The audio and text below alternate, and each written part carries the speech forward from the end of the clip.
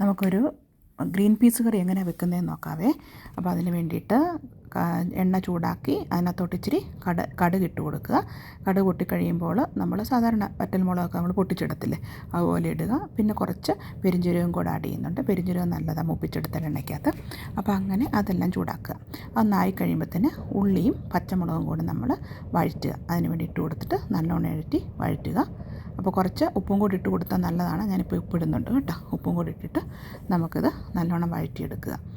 ഉപ്പിട്ട് വഴറ്റി എടുത്തതിന് ശേഷം വഴന്ന് വരട്ടെ. നല്ലോണം ഇച്ചിരി ഒന്ന് വഴലണം കേട്ടോ. വഴന്ന് വരുമ്പോഴത്തേന് കുറച്ച് ഇഞ്ചിയും വെളുത്തുള്ളിയും കൂടെ ആവശ്യാനുസരണം നമ്മളെടുത്ത് ചതച്ച് അതും കൂടെ ഇട്ടിട്ട് ഒന്നുകൂടെ ഒന്ന് വഴറ്റുക. നല്ലോണം വഴലട്ടെ. അതിൻ്റെ പച്ചമണം മാറിക്കഴിഞ്ഞിട്ട് നമുക്ക് ചേർക്കാം. പിന്നെ കുറച്ച് കരിയാപ്പില, അതെപ്പോൾ വേണമെങ്കിലും ചേർക്കാം കേട്ടോ കരിയാപ്പില. അപ്പോൾ കരിയാപ്പില ഇട്ട് കൊടുക്കുക. എന്നിട്ട് നല്ലോണം വഴന്നിട്ട് വരുമ്പോഴത്തേന് നമുക്ക് പൊടികൾ ആഡ് ചെയ്യാം. അതിനായിട്ട് ഞാൻ മഞ്ഞൾ പൊടി എടുത്തിട്ടുണ്ട്.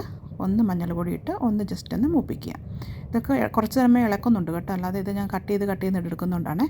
എന്നിട്ട് നമ്മൾ മല്ലിപ്പൊടി ഇട്ടു. ഇത് ഓൾറെഡി നമ്മൾ മൂപ്പിച്ച് വെച്ച മല്ലിപ്പൊടിയാണ്, നമ്മൾ തന്നെ വീട്ടിൽ വറുത്ത് പൊടിച്ചതാണ്. അതും ഇട്ടൊന്ന് മൂപ്പിച്ച് കൊടുത്തതിന് ശേഷം അരിഞ്ഞു വെച്ച തക്കാളി ഇട്ട് നമുക്കൊന്ന് വഴറ്റിയെടുക്കാം. തക്കാളി നേരം വഴലുമ്പം ഈ പൊടി കറുത്ത് പോകത്തില്ല, കരിഞ്ഞൊന്നും പോകത്തില്ല. കാരണം തക്കാളിയുടെ വെള്ളം ഉണ്ടല്ലോ. അതിൻ്റെ കൂടെ എനിക്ക് ഗരം മസാലപ്പൊടി പൊടിച്ചതില്ലായിരുന്നു, അതുകൊണ്ട് ഞാൻ ഇച്ചിരി ഗരം മസാല പൊടിച്ച് അതും കൂടെ ചേർക്കുന്നുണ്ട്. ഇതിനകത്ത് മുളക് പൊടി ഇടത്തില്ല കേട്ടോ. ഗരം മസാല നമ്മുടെ പട്ട, ഏലക്ക, ഗ്രാമ്പു, കുരുമുളക് അങ്ങനെ എന്ത് വേണേലും ഒന്ന് പൊടിച്ചിട്ടു. പിന്നെ ഇത് ഓൾറെഡി ഞാൻ കണ്ടില്ലേ, ഗ്രീൻ പീസും ഉരുളക്കിഴങ്ങും അതുപോലെ തന്നെ ക്യാരറ്റും കൂടെ വേവിച്ച് വെച്ചതാണ്. ഗ്രീൻ പീസ് തലേന്ന് വെള്ളത്തിലിട്ട് കുതുക്കണം കേട്ടോ.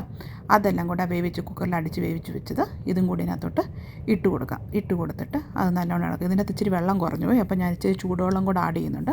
ഇപ്പോൾ വെള്ളം ഉണ്ടെങ്കിലും നല്ല വെള്ളം ഉണ്ടെങ്കിൽ നല്ലതാണ്. അപ്പോൾ ഞാൻ ഇച്ചിരി ചൂടുവെള്ളം ആഡ് ചെയ്യുന്നുണ്ട് കേട്ടോ. ആഡ് ചെയ്തിട്ട് നമ്മൾ അതിനകത്തോട്ടേക്ക് ഒഴിച്ചു കൊടുക്കും. ചൂടുവെള്ളം ഒഴിക്കണം കേട്ടോ, കാരണം സാധനം ചൂടായിട്ടിരിക്കുന്നില്ല. അപ്പോൾ നമ്മൾ ചൂടുവെള്ളം ഒഴിച്ചു കൊടുക്കണേ. അപ്പോൾ നല്ലോണം മിക്സ് ചെയ്യുക.